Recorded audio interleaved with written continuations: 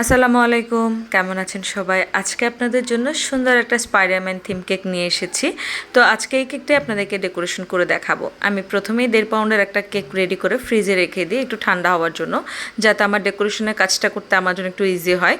তো আমি chocolate ganache দিয়ে আমার উপরে ডিজাইনটা করছি, যে স্পাইডারম্যানের যে জালিটা হয় ওটাই করছি।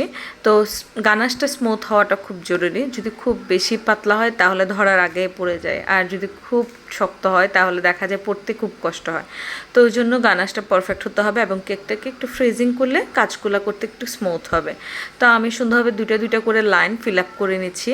দেখেন কত সুন্দর এবং খুব ইজি ওয়েতে জিনিসগুলো পড়তেছে, লাইনগুলো হচ্ছে, দেখতেও খুব ভালো লাগছে, তাই না?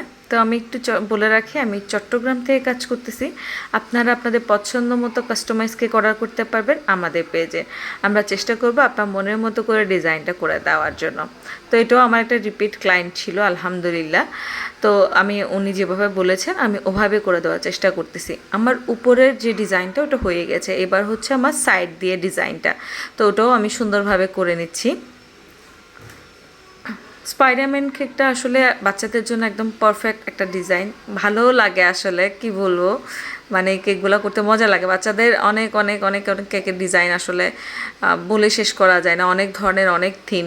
তো এই আর কি, এই যে মোটামুটি আমার কেকের লাইনগুলো টানা হয়েছে, আসলে নিচে থেকে লাইনগুলো টানা একটু কষ্ট।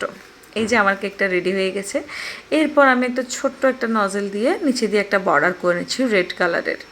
এই যে আমার কেকের লুকটা। তারপর আমি স্টিকারটা লাগিয়ে দিলাম। এইগুলো হচ্ছে নন এডিবল কিছু স্পাইডারম্যানের কিছু স্টিকার, যেগুলো আমি কেকের মধ্যে বসিয়ে কেকটাকে ফাইনাল একটা লুক দিচ্ছি। তো এটা হচ্ছে ওর নামের উপরে একটা স্টিকার, মাঝখানে একটা দিলাম, তারপর উপরে একটা হবে, আবার দুই সাইড দিয়ে দুইটা ছোট ছোট স্টিকার দিব। এই যে উপর দিয়ে একটা বসিয়ে দিলাম। যেগুলো সাইড দিয়ে বসে এগুলো আসলে আমি ভিডিওতে নিতে ভুলে গেছি। তো এই তো আমার কেকের ফাইনাল আউটলুক। সুন্দর না? তো আপনাদের কাছে কেমন লেগেছে অবশ্যই জানাবেন।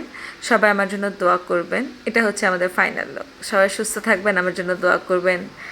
Thanks for the watching. Tata.